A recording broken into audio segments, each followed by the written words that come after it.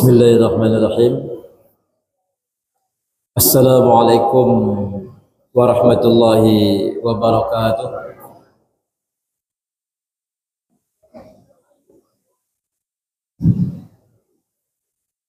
Alhamdulillahi rabbil alamin. Wassalatu wassalamu ala asyrafil anbiya'i wal mursalin wa ala alihi wa sahbihi ajma'in. Allahumma alhimna marashida umurina wa'idna min sururi anfusina wa min syai'ati a'malina. Allahumma salli wa sallim wa barik ala sayyidina Muhammad wa ala ali Muhammad. Wa qala ta'ala a'udzu billahi minasy syaithanir rajim. Bismillahirrahmanirrahim. Fa idza jaa ajaluhum la yastakhiruna sa'ah wa la yastaqdimun. Sadaqallahul azim. Kaum muslimin hadirin jemaah salat subuh rahimakumullah. Alhamdulillah, puji dan syukur kita panjatkan kehadirat Allah Subhanahu wa taala yang masih memberikan kita roh di dalam jasad kita. Allah Subhanahu wa taala masih menjadikan kita hamba-hamba Allah yang bertakwa kepadanya dan menjalankan ibadah. Karena itu dengan bersyukur kepada Allah Subhanahu wa taala kita niatkan i'tikaf di masjid ini. Nawaitu i'tikaf fi hadzal masjid lillahi ta'ala. Aku niat beriktikaf di masjid ini karena Allah taala. Mudah-mudahan dengan niat-niat kita karena Allah, Allah Subhanahu wa taala berikan nilai dari apa yang kita lakukan adalah keridhaan dan keridhaannya. Amin Allahumma amin. Salat beriring salam kita haturkan kepada junjungan Nabi Allah Muhammad Rasul sallallahu alaihi wasallam. Allahumma shalli ala Muhammad wa ala ali Muhammad. Hadirin jemaah yang dirahmati Allah Subhanahu wa taala. Adapun tema kita pada hari ini di dalam kitab Tanbihul Ghafilin adalah mempererat tali silaturahim sesuai dengan waktu yang kita jalani hari ini, karena kita berada di bulan Syawal, artinya bulan perjuangan kita di Ramadan telah usai untuk mendapatkan la'allakum tattaqun. Maka la'allakum tattaqun ini tidak hanya kita hablum minallah, bukan hanya urusan kita kepada Allah, tapi ada hablum minan nas, yaitu urusan kita kepada sesama manusia. Karena itulah yang dirahmati Allah SWT, Al-Faqih menuturkan dari Abu Qasim Abdurrahman bin Muhammad, di mana berkata Abu Ayyub radhiyallahu an bahwa ada seorang badui menghadap Nabi Muhammad sallallahu alaihi wasallam. Lantas kemudian memegang kendali unta, lalu beliau berkata, "Ya Rasulullah, beritahukanlah kepadaku amalan-amalan apa yang mendekatkan aku ke surga dan amalan apa yang menjauhkan aku dari api neraka." Maka berkata beliau, "An ta'budullaha wa la tusyrika bihi syai'an wa tuqimas shalah wa tu'tiyaz zakah wa tasilar rahim." Yang bisa untuk mendekatkan engkau ke surga, menjauhkan engkau dari api neraka, adalah kamu menyembah Allah dan tidak menyekutukannya dengan apa saja Artinya kita tidak menduakan Allah dengan sesuatu niat selain Allah. Kadang-kadang ada orang bersumpah, sumpah aku kadang melakukan. Ada yang bersumpah demi lain, demi sesuatu selain Allah Subhanahu wa taala. Maka khawatirnya niat kita itu adalah niat yang tidak karena Allah dan menjadikan kita orang-orang yang jauh dari surganya Allah. Lalu kemudian wa tuqimas shalah, orang tersebut mendirikan salat, wa tu'tiyaz zakah, menunaikan zakat, wa tasilar rahim, dan mempererat tali persaudaraan. Hadirin yang dirahmati Allah SWT, maka bulan Syawal, bulan yang era setelah Ramadan, maka amalan-amalan yang harus kita lakukan apa saja? Yang jelas di Ramadan, di Syawal ini, ba'da Ramadan, perkara-perkara amal yang harus kita lakukan juga adalah tetap menjaga sholat 5 waktu yang wajibnya. Maka tidak hanya Ramadan yang kita fullkan sholat kita, tetapi Syawal merasa sudah merdeka. Sudah Syawal aja, jadi lagi halangan aku berbuat sesuatu. Maka orang jarang sholat lagi di waktu Syawal. Gara-gara mempererat tali persaudaraan hari raya, sibuk ke sana ke sini bahari raya, sembahyang kada. Nah, ini banyak kejadian Bapak Ibu. Hati-hati. Syawal mentang-mentang bahari raya ke sana sini, sembahyang zuhur karap ketinggalan, asar karap ketinggalan, isya karap ketinggalan, maghrib kadang ingat kadang-kadang. Nah, ini jemaah rahmatullah yang perlu hati-hatikan. Menunaikan zakat, maka zakat ini sudah kita laksanakan waktu Ramadan, zakat mal dan zakat fitrah. Mudah-mudahan kita sudah menunaikannya.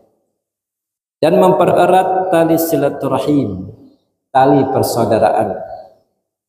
Hadirin dirahmati Allah Subhanahu wa taala, Al-Faqih menuturkan dari Al-Hakim Abdul Hasan As-Saddi, di mana dari Salman bin Yazid min Abdullah bin Auf radhiyallahu anhu qala kunna julusan ashiyah Arafat 'inda Rasulillah sallallahu alaihi wasallam faqala an-nabiy sallallahu alaihi wasallam la tujalisuni man amsa qati'ur rahim liyaqum anna falam yaqum ahadun illa rajulun kana min aqsal halqah famatha'a khaira ba'id thumma jaa'a faqala lahu Rasulullah sallallahu alaihi wasallam ma laka lam yaqum ahadun minal halqah ghairu qala ya Nabi sallallahu alaihi wasallam sami'tu alladhi qulta fa ataita khalatan li kanat tusarimuni au tuqadi'uni. Pada sore hari, yaitu Asyiyat Arafah, yaitu hari Arafah, inda Rasulullah sallallahu alaihi wasallam, maka duduk di hadapan Rasulullah sallallahu alaihi wasallam. Faqala, lalu kemudian beliau bersabda, kata Rasulullah, la tujalisuni min amsa, janganlah kamu duduk bersamaku orang yang sore ini duduk bersamaku, kata Rasulullah, orang-orang yang memutuskan tali silaturahim, qati'ur rahim, orang-orang yang memutuskan tali silaturahim. Kalau seandainya di antara kita ini, kata Rasulullah, yang duduk bersamaku ini, berkumpul bersamaku ini, ada yang memutuskan tali silaturahim, maka hendaklah ia bangun dari tengah-tengah kami. Nah, itu perintah Rasulullah. Bangun, berdiri. Tidak ada seorang pun yang bangun kecuali ada seseorang yang berada di belakang jemaah.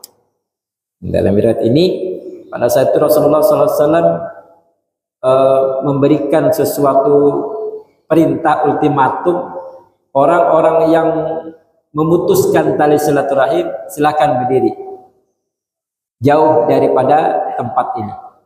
Maka semua sunyi mendengar daripada apa yang dikatakan Rasulullah. Maka ada satu orang yang berdiri di antara mereka, lalu orang itu pun pergi. Tidak lama kemudian ia pun kembali lagi, orang tersebut.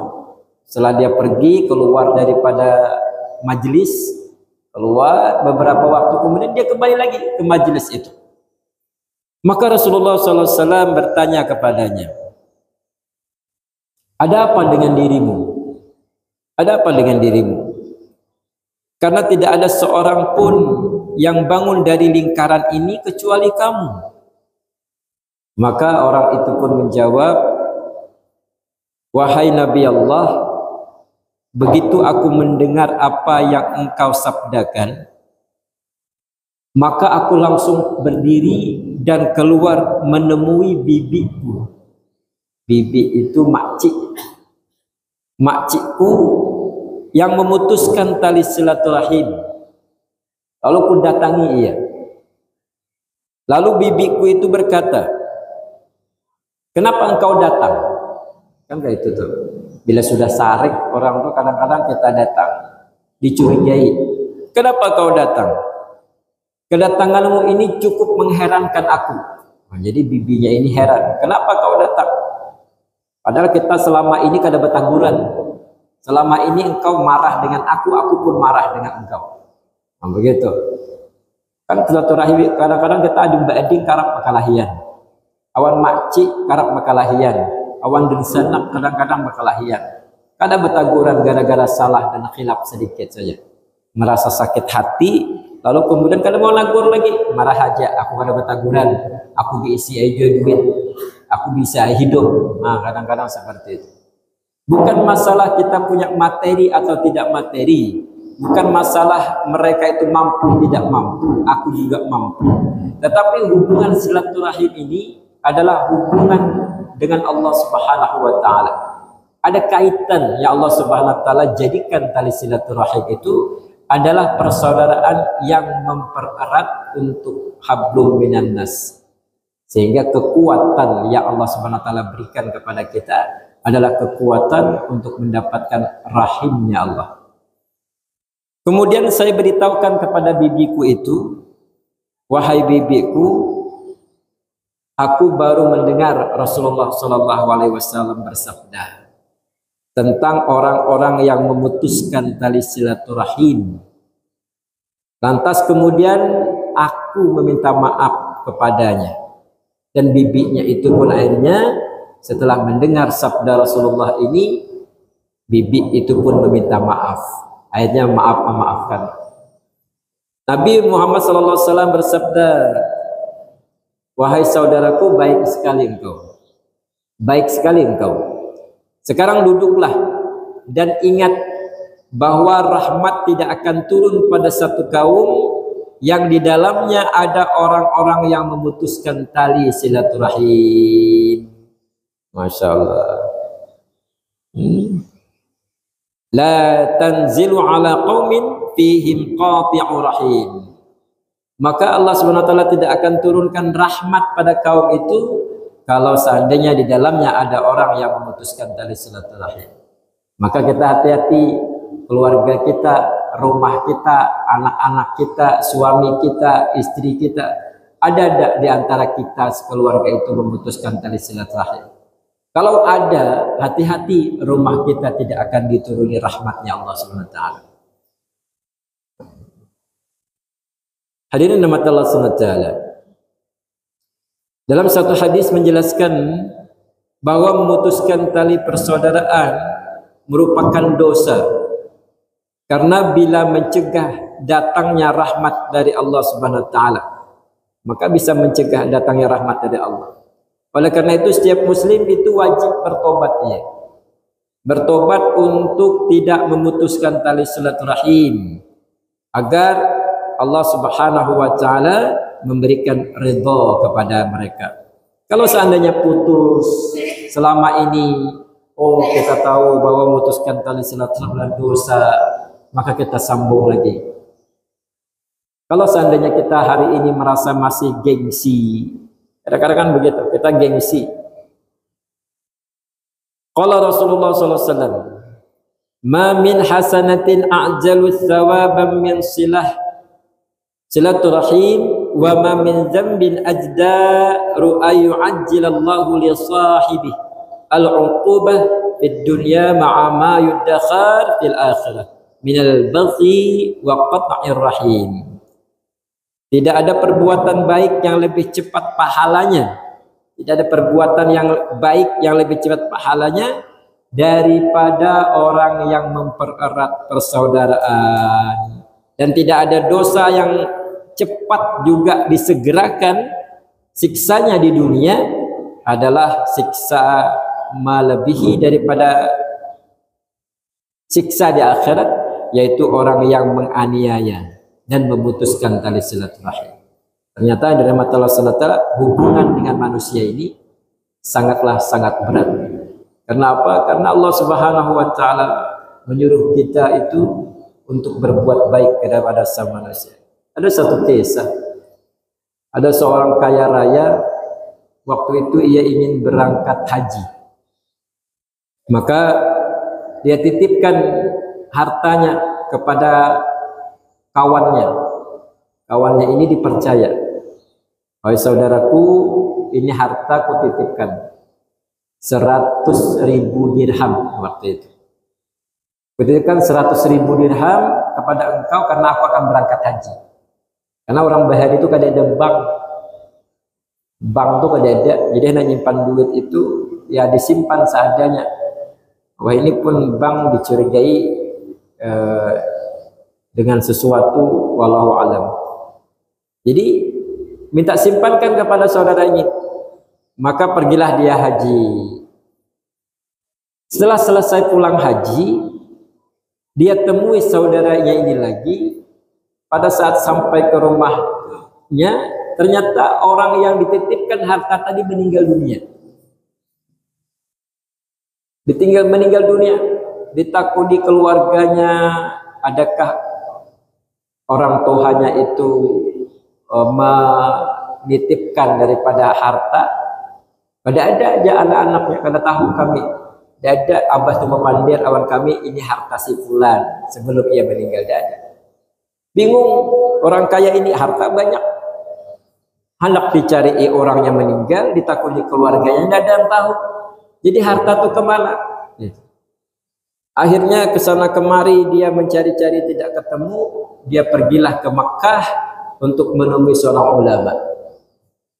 Maka pada saat itu jemaah dirahmati Allah SWT, menemui ulama ini, ditanya, "Wahai kiai, saya ini punya masalah." "Apa masalah?"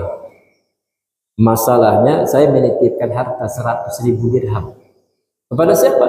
Kepada saudara saya. Dia dipercaya, orangnya baik." Oh, terus lantas pada saat saya pulang ingin mengambil, ternyata saudara saya ini meninggal dunia. Dan orang tidak tahu di mana tempat harta itu. Akhirnya kata Pak Kiai, kalau begitu di 1/3 malam, di 2/3 malam, malam Jumat, kata Pak Kiai, engkau pergilah ke air Zam-Zam.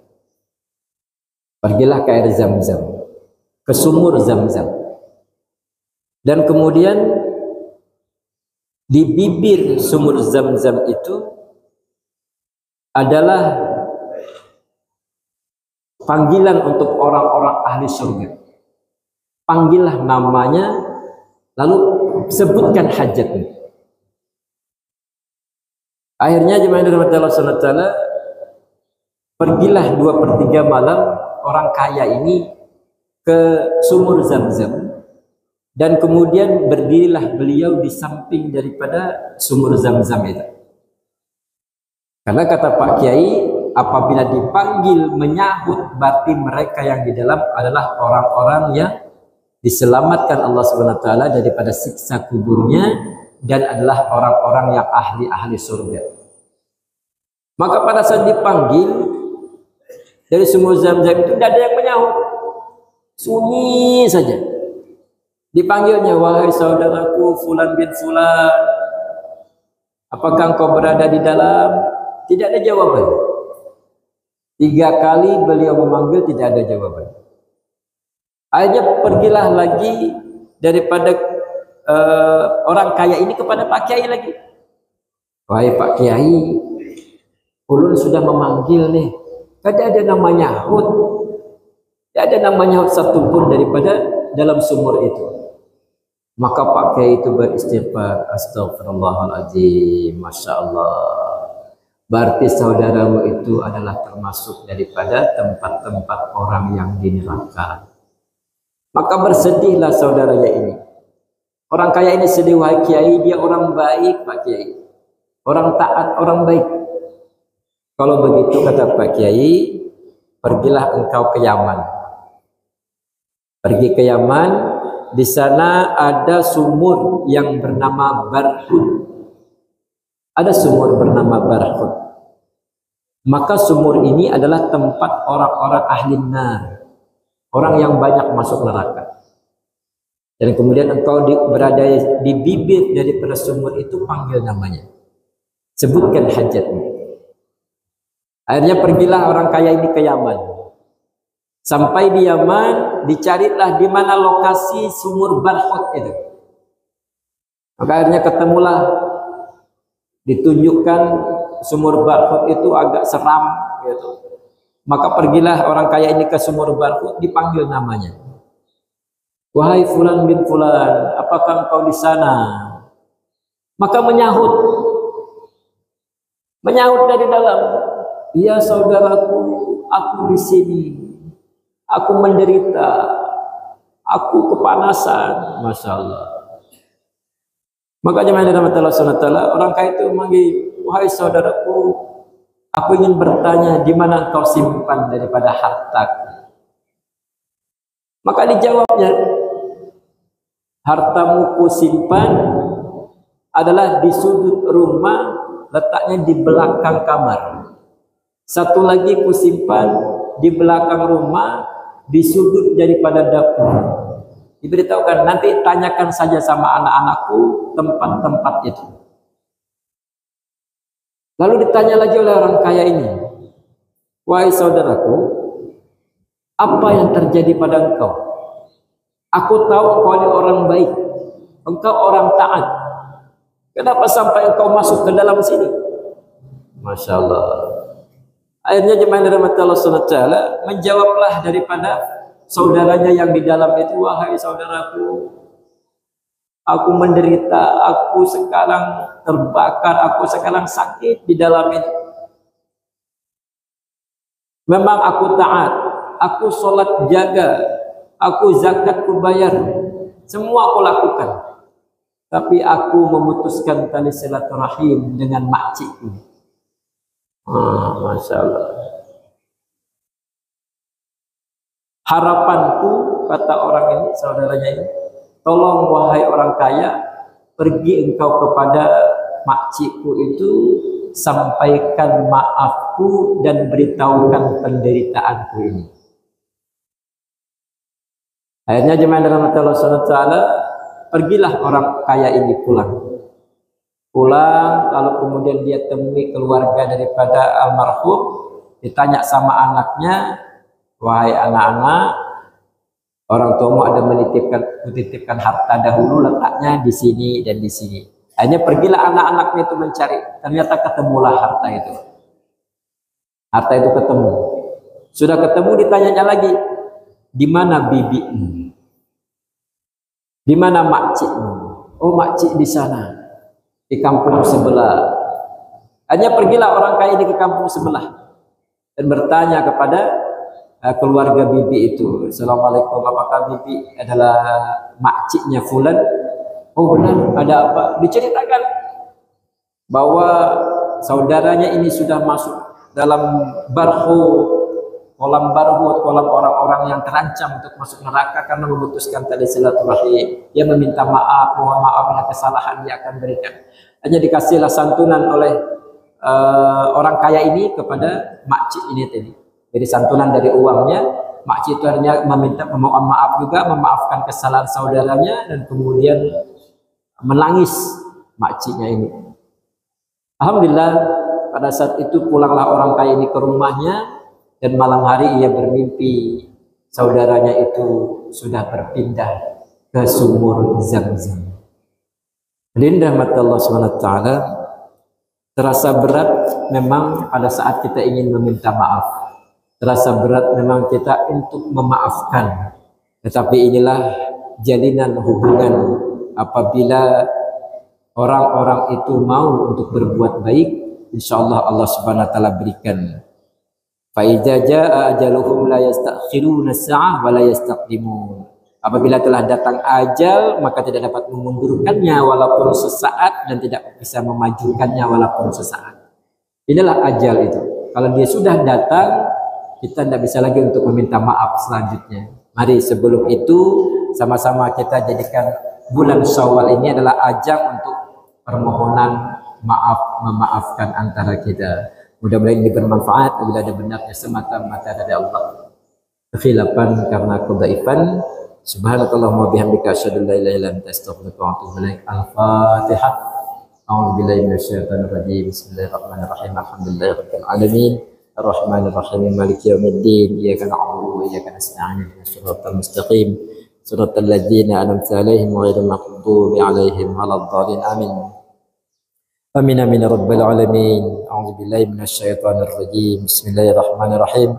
Alhamdulillahirabbil alamin wassalatu wassalamu ala asyrafil anbiya'i wal mursalin wa ala alihi wa sahbihi ajma'in. Subhana rabbiyal 'aliyyil a'lal wahhab. Allahumma ighfir lana dhunubana wa liwalidayna warhamhuma kama rabbayana shaghira wa li jami'il mu'minina wal mu'minat wal muslimina wal muslimat al ahya'i minhum wal amwat ya qadiyal hajat. Allahumma rizqna ilman nafi'a wa qalban nafi'a salima wa rizqan halalan tayyiba wa shifaa'an min kulli da'i wa suqam. Allahumma rizqna bi husnil khatimah. Rabbana zalamna anfusana wa illam taghfir lana wa tarhamna lanakunanna minal khasirin. Rabbana la tuzigh qulubana ba'da idh hadaitana wa hab lana min ladunka rahmah innaka antal wahhab. Rabbana atina fid dunya hasanah wa fil akhirati hasanah wa qina adzabannar. Subhana rabbika rabbil izzati amma yasifun. Wassalamun alal mursalin walhamdulillahi rabbil alamin. Assalamualaikum warahmatullahi wabarakatuh.